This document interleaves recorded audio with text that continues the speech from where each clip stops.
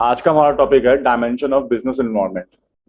देखो, हमने business environment के बारे में पढ़ लिया कि वो क्या होता है। ये वो फैक्टर्स होते हैं जो बिजनेस के कंट्रोल में नहीं होते हैं, बट बिजनेस के साथ ये इंटरेक्शन करते हैं। बिजनेस इनके साथ इंटरेक्ट करता है डायरेक्टली और इनडायरेक्टली। तो उन्हीं की हम ब्रांचेस यानी डायमेंशंस को देखने वाले हैं। तो बेसिकली कौन कौन से ऐसे फैक्टर हैं जो बिजनेस के ऊपर इंपैक्ट करते हैं, ये वो पूरा टॉपिक है हमारा। देयर आर ओवरऑल 5 फैक्टर्स जिनको हम कैटेगराइज करते हैं। और जो पहला हमारा जो फैक्टर है वो है हमारा इकोनॉमिक इन्वायरमेंट। अब इकोनॉमिक इन्वायरमेंट क्या होता है? कई सारे इकोनॉमिक फैक्टर्स जिसको हम कहते हैं such as unemployment rate, stock market indices या इन्फ्लेशन रेट। एक काम करते हैं, इनको लिख लेते हैं। तो मैंने कहा कौन कौन से इकोनॉमिक फैक्टर्स होते हैं। Such as unemployment rate, stock market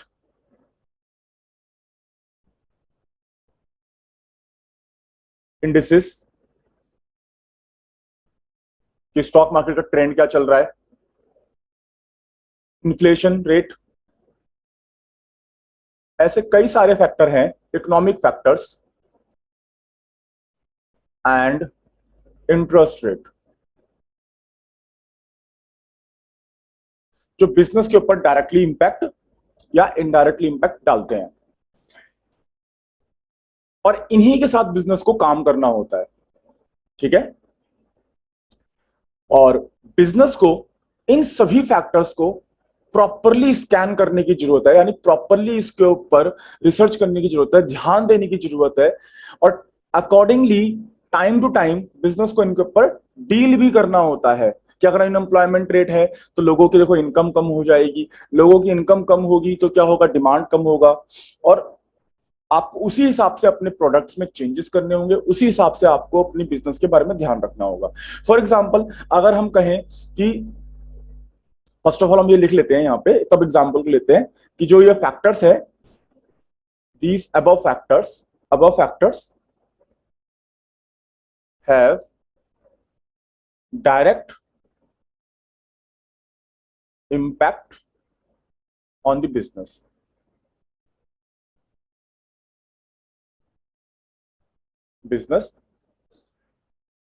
and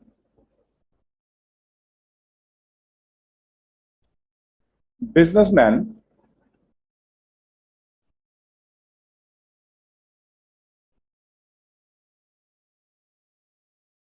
businessman should scan the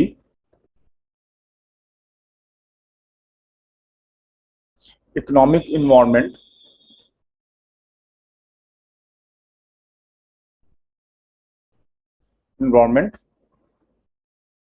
to take timely action according to these factors.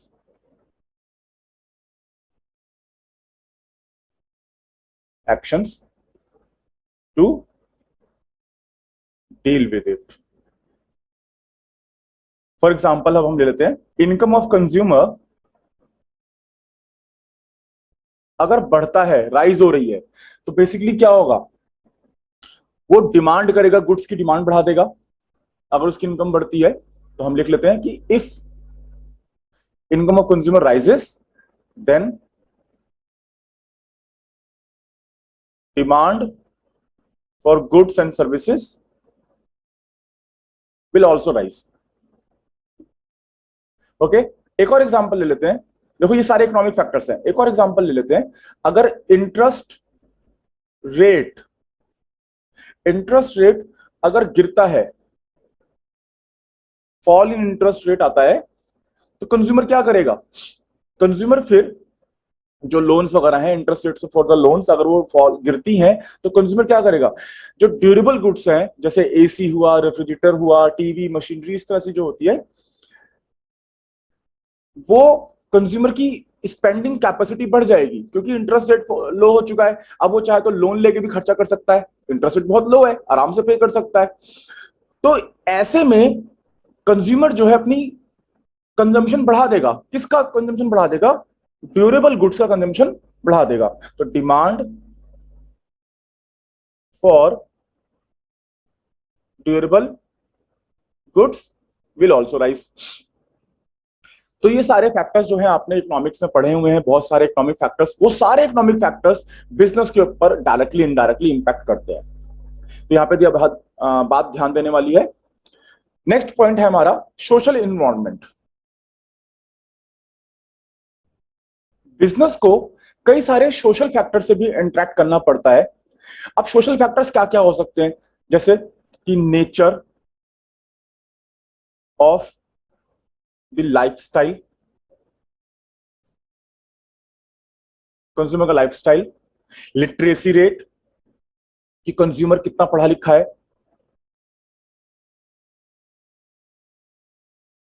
Literacy rate, traditions,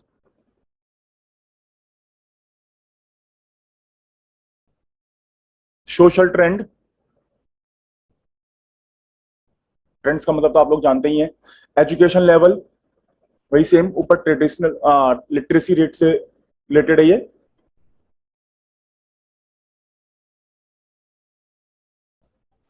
educational level.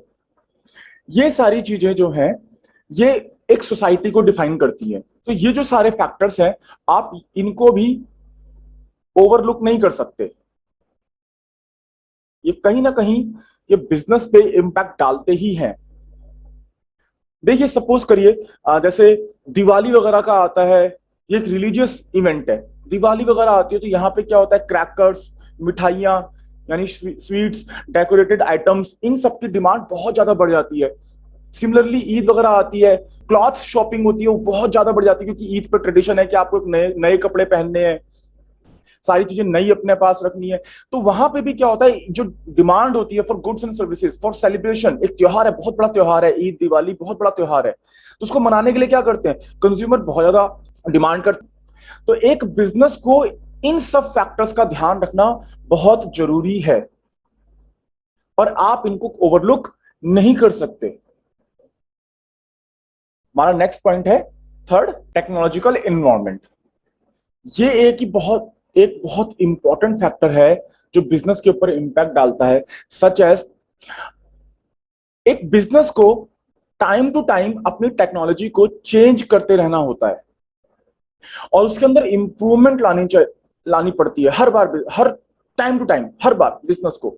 अगर बिजनेस ऐसे टाइमली अपने अंदर चेंजेस नहीं लाता है, टेक्नोलॉजिकल चेंजेस नहीं लाता है, तो वो अपने कंपटीटर से पीछे रह जाएगा। आप देखते हो जैसे टेक्नोलॉजी आज की डेट में मोबाइल हुआ, कंप्यूटिंग हुआ, कंप्यूटर टेक्नोलॉजी हुई, कार टेक्नोलॉजी हुई या स्मार्ट होम टेक्नोलॉजी हुई, डे बाय डे ये बहुत ज्यादा स्पीड से चेंज हो रही है।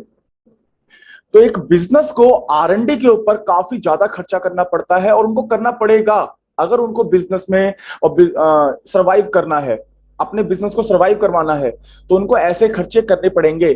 फॉर एग्जाम्पल हम सैमसंग का एग्जाम्पल लेते हैं। सैमसंग ने क्या देखा कि भाई शाओमी, सैमसंग इंडिया ने देखा कि भाई शाओमी, जिसे आप मी के नाम से भी जानते हैं, इंडिया में उसका मिड सेगमेंट में, जो मिड रेंज सेगमेंट थी फोन्स की, टॉप पे चल रहा था। ऑल्दो शायद अभी भी मी जो है, शाओमी अभी भी टॉप पे है, टॉप पे चल रही है। तो सैमसंग इंडिया ने देखा कि there are opportunity, there are only one player who is dealing in mid range.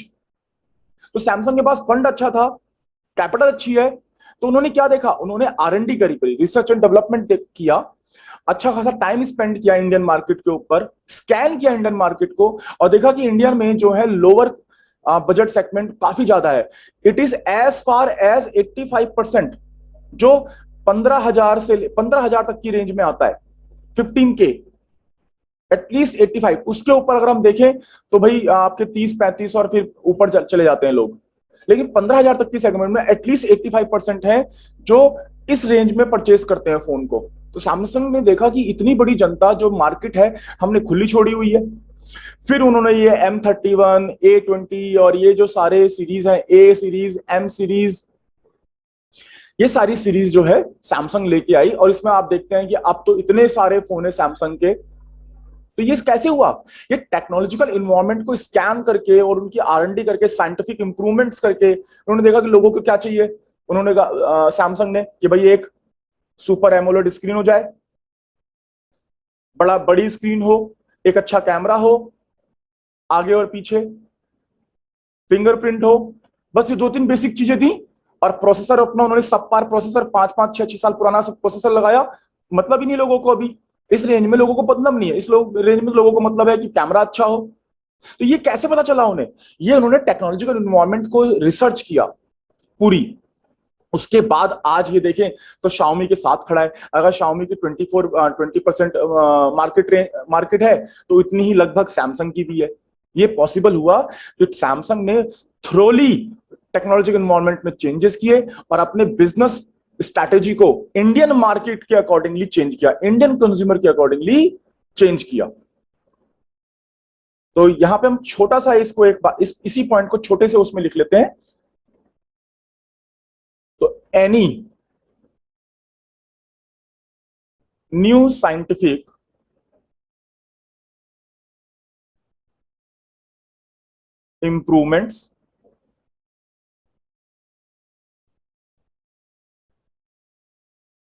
improvements new procedure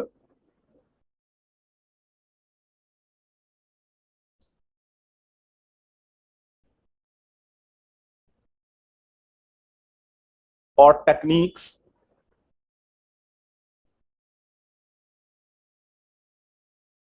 for improving the quality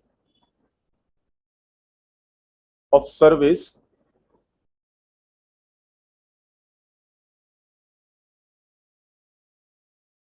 and goods। इससे क्या होता है? इसकी वजह से it improves firms effectiveness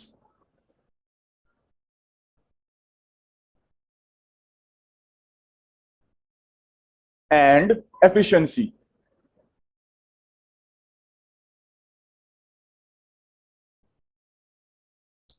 to survive in the competing world या competing business environment. इतना काफी एक्सप्लेनेशन के लिए। नहीं तो आप इसमें बहुत सारी बातें लिख सकते हैं। और जो सैमसंग इंडिया का मैंने अभी एग्जांपल लिया, ये एग्जांपल भी आप यहां पे लेके अपनी बात को एक्सप्लेन कर सकते हैं। तो नेक्स्ट हमारा है लीगल इन्वायरमेंट। अब लीगल इन्वायरमेंट भी काफी इंपॉर्टेंट है। लीगल इन्वायरमेंट से मेरा मतलब है कि कई सारे जो एक्ट हैं, कोई भी कंपनी अगर किसी भी कंट्री में काम करती है, बिजनेस रन करती है, तो वहां पे उस कंट्री के अपने कुछ लॉज होते हैं। उस लॉ के अंडर में रहते हुए, उस लॉ को फॉलो करते हुए बिजनेस को, कंपनीज को अपना बिजनेस ऑपरेशन कंडक्ट करने होते हैं। ऐसा नहीं है कि वो उनको फॉलो नहीं करेंगे। Okay, so any company must follow the countries law, business law जो भी बने। जैसे हमारे कंट्री में बहुत सारे लॉ बने हैं। इंडस्ट्रियल डिस्प्यूट एक्ट 1957, जैसे मैंने लिख देता हूं जिससे आपको याद रहे। Industries dispute act 1947, companies act 2013, replace कर दिया है पुराने वाले को, 1956 को। ट्रेड यूनियन एक्ट, बहुत सारे एक्ट हैं जो बिजनेस से रिलेटेड हैं, बिजनेस के ऊपर डायरेक्ट इंपैक्ट है इनका। Trade unions act 1926, labour act, partnership act, एक तरह के कई सारे एक्ट हैं जो लीगल रेगुलेटरी इन्वायरमेंट को क्रिएट करते हैं। ये सब क्या है? यहां पे हम लिख लेते हैं इन एक्ट का मतलब क्या, ये एक्ट क्यों है। ये एक्ट है, दीज एक्ट्स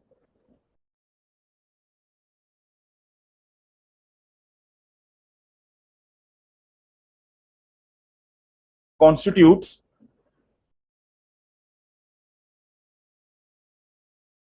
the लीगल, बहुत सारे एक्ट हैं, ये तो मैंने सिर्फ 3-4 ही लिखे हैं, legal regulatory environment.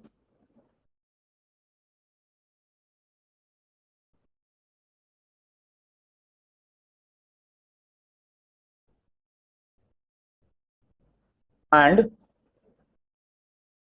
these laws or acts relate to consumer protection,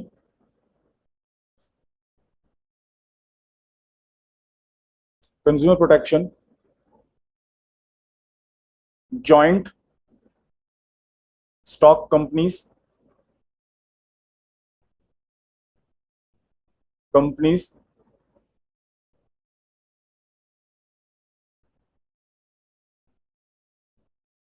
employment relation,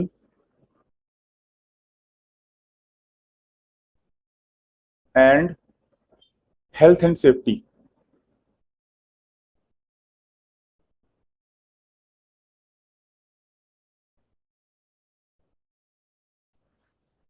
और इसी लीगल इन्वायरमेंट के अंदर बिजनेस को रन करना होता है, बिकॉज ये जो लॉ है वो किसी भी बिजनेस के स्मूथ फंक्शनिंग को इंश्योर करते हैं कि सारी चीजें एक स्मूथली चलें, किसी का यहाँ पे कोई भी नुकसान ना हो, बिजनेस भी प्रॉपरली यहाँ पे रहे और कंज्यूमर भी यहाँ पे एक्सप्लॉइट ना हो बिजनेस के द्वारा।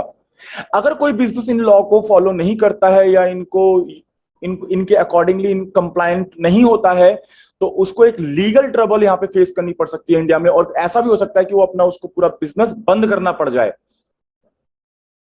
जैसे अभी आरबीआई ने अभी आईसीआईसी के बैंक में डेबिट कार्ड इशू करना जो है, नए डेबिट कार्ड इशू करने की रोक लगा दी थी, क्योंकि उन्होंने कुछ कंप्लायंसेस थे जो फॉलो नहीं किए थे, आरबीआई के कुछ रूल्स थे, कुछ एक्ट थे, उसको फॉलो नहीं किया था, तो उन्होंने रोक लगा दी कि जब तक आप ये पूरा नहीं करोगे, ठीक नहीं करोगे, तब तक आप नए डेबिट और क्रेडिट कार्ड इशू नहीं कर सकते। ऐसे कई सारे केसेस आप डेली बेसिस पे सुनते हैं, समझते हैं, देखते हैं। तो ये सारा लीगल एनवायरनमेंट के अंदर बिजनेस को रन करना होता है। अगर वो ऐसा नहीं करते हैं तो हो सकता है कि वो इंडिया में बिजनेस भी ना कर पाए। ओके, नेक्स्ट हमारा पॉइंट है पॉलिटिकल एनवायरनमेंट। पॉलिटिकल एनवायरनमेंट ये लास्ट हमारा है डायमेंशन ऑफ बिजनेस एनवायरनमेंट का पॉइंट। अगर किसी कंट्री में जल्दी जल्दी गवर्नमेंट चेंज हो रही है, तो वो कंट्री बिजनेस की नजर में या बिजनेसमैन की नजर में एक इन्वेस्टमेंट पर्पज से अच्छी कंट्री नहीं मानी जाती है। इसका सीधा सा लॉजिक ये है, अगर नई गवर्नमेंट आती है तो अपनी नई पॉलिसीज बनाती है, नई बिजनेस पॉलिसीज या इकोनॉमिक पॉलिसीज को लगाती है, और इनका इंपैक्ट जैसे हमने पढ़ लिया है कि बिजनेस के ऊपर पड़ता है। तो अगर फ्रिक्वेंटली बेसिस पे बिजनेस को अपनी कोई भी कंट्री अपनी पॉलिसीज को चेंज कर रही है, तो बिजनेस को उसी के अकॉर्डिंगली अडॉप्ट होना पड़ेगा। और अगर ये चेंजेस बहुत फ्रीक्वेंटली हो रहे हैं, तो बार बार कंपनी को, बिजनेस को जो कॉस्ट है वो एक्स्ट्रा इनकर करनी पड़ती है। चेंजेस के अकॉर्डिंगली अडेप्ट होने के लिए कॉस्ट तो इनकर होती ही है। तो एक political instability has an adverse effect on it. तो बिजनेस के ऊपर अगर बार बार पॉलिटिकल चेंजेस हो रहे हैं, तो वो एक एडवर्स इफेक्ट डालते हैं, और इस एडवर्स इफेक्ट की वजह से जो इन्वेस्टमेंट को, बिजनेस जो इन्वेस्टमेंट करना चाहता है, ये डिस्करेज होता है कि ऐसी कंट्री में कोई भी कंपनी, कोई भी बिजनेस काम नहीं करना चाहता, बिजनेस अपना आना नहीं चाहता। अब आप इंडिया में देखेंगे कि धीरे धीरे इंडिया में कुछ बिजनेसेस ज्यादा आ रहे हैं। क्यों? एक पॉलिटिकल स्टेबिलिटी है, इंटरनेशनल लेवल पे हम स्ट्रांग हुए। आप पॉलिटिकल एजेंडा में आप ना जाएं तो अगर, लेकिन ये चीजें देखें तो हम इंटरनेशनल लेवल पे हम लोग स्ट्रांग हुए हैं। तो इसीलिए कई सारी कंट्री यहां इंडिया में आ रही हैं, अपना बिजनेस लेके आ रही है। कोविड में आप देखेंगे कई सारा कंपनीज हमारे इंडिया में आई हैं, और सैमसंग और दूसरी कंपनीज भी यहां पे आके अपनी सेटअप खोल रही हैं। पॉलिटिकल इन्वायरमेंट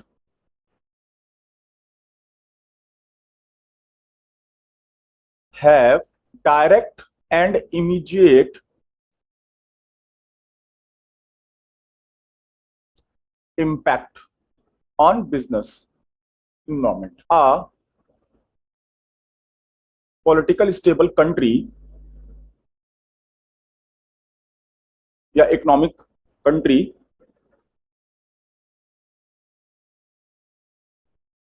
boost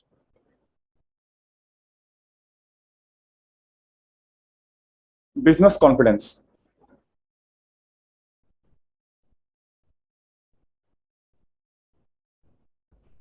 ठीक है। और अगर इसी के उलट हम कह सकते हैं कि अगर पॉलिटिकल इंस्टेबिलिटी है,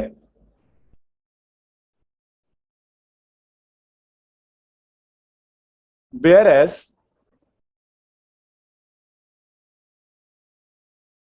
political instability has an adverse effect on it and also discourages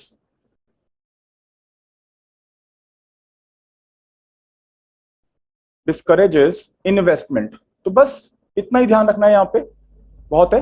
तो ये हमारा था डायमेंशन ऑफ बिजनेस एनवायरनमेंट।